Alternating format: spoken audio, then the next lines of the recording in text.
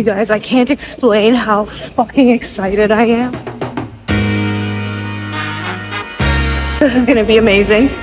If you've ever thought about moving abroad or to the UK, keep watching because I'm breaking it all down. The visa, the culture shock, and whether it's actually worth it or not. So for those of you who don't know me, I'm Maria, a Canadian who decided to move her life to the UK. I moved to the UK on a youth mobility scheme visa, which lets me move to the UK for up to 3 years. So why did I make the move? First things first, I just needed a change of scenery.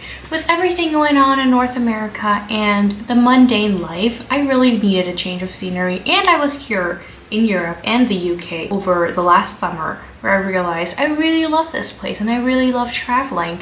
So here I am. And I also wanted to experience a different culture other than North America, where it's all about 9 to 5. The second reason why I moved to the UK is because I worked in finance in Canada for over 3 years, and the UK has a huge finance, business, and international affairs scene, and I thought this would be really aligned with my career goals, what I'm looking to do, and also give me global exposure at the same time. The biggest reason why I moved to the UK is because of its proximity to the EU countries. Being in Europe itself, it's so easy to travel everywhere, including all of Europe, even the Middle East, North Africa, wherever you want.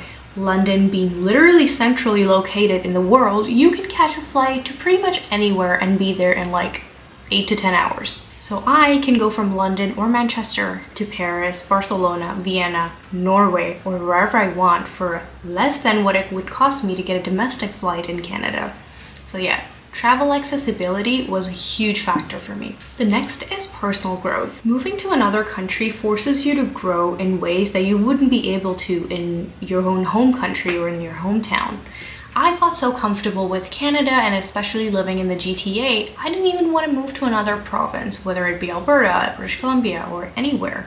But when I traveled here over the last summer, I really wanted to make this move. And don't get me wrong, I was still scared when I was applying for my visa, but I just ended up doing it. I was like, if I'm scared at 25, I'm definitely going to be scared when I'm older. And the visa is only until I'm 35, so I better do it now, or it's never going to happen. So what is the Youth Mobility Scheme visa? So Canada has agreements with other countries, including the UK, to foster a Youth Mobility Scheme visa for Canadians aged 18 to 35, which lets them work here, start a business, and travel for up to 3 years. Although you should note that you can't really hire anyone if you're going to start your own business here on this visa, and you can't buy equipment for your company more than worth £5,000. So you can't extend this visa past your 3-year duration, which also, by the way, you only get this visa initially for 2 years and then you extend another year, and that's how it becomes 3 years.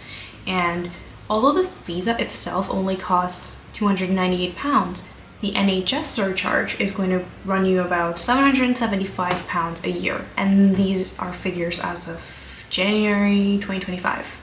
So maybe it might just go up because it has gone up considerably as compared to the prices of previous years. So yes, I did pay close to £2,000, which is almost 4,000 Canadian dollars, to move here. So yeah, if you really like the country and would like to extend a visa or move here permanently, you would need to switch to like a sponsored work visa or I don't know, anything else other than the youth mobility visa. Okay, so let's talk first impressions.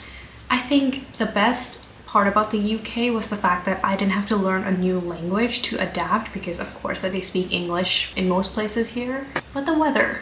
The sun sets so early here, and yes, it does rain a lot for any of you wondering, but I still like the weather much better than the harsh Canadian winters. British accents. I thought that I knew what a British accent sounded like, but guess what? There's a million variations of it, and sometimes I have to ask people to repeat themselves twice or even 3 times, and it's kind of embarrassing on my end. The best thing about the UK though is the fact that I don't have to buy my own car or get my own transportation, because I can pretty much walk to any place I want. I can take the public transport. It's pretty convenient and accessible. I'm gonna make another video about the pros and cons of the UK versus Canada, and I will talk more about it in detail in that video. The one thing that I didn't really have to adjust to was people. The people here are also just as nice as Canadians, although they can be a little bit more straightforward than Canadians are, but honestly, I've just met the sweetest and kindest people in the UK. So would I recommend moving to the UK on a youth mobility visa? Absolutely. If you're looking for adventure, career growth, or even a change of scenery, I think this is one of the best ways to go about it because you don't have to go through lengthy visa applications or trying to get a visa sponsorship and just come here through this route. It lets you find work while you can travel the country, and because the pound is worth way more than the dollar, I think you'll end up making a lot of money, and if you're able to save a lot by living outside of London, I think it's a pretty good deal. But I understand that it's also not for everyone because it comes with its own challenges, homesickness, and cultural differences. So here are some tips before you consider the move. So the first one would be to save money, and I can't stress enough about it because you need to save money to get this visa in the first place. You're gonna need to save at least $10,000 to $15,000 if you're considering this move altogether. But the visa itself is going to cost you a lot. You're going to have to show some proof of funds as well.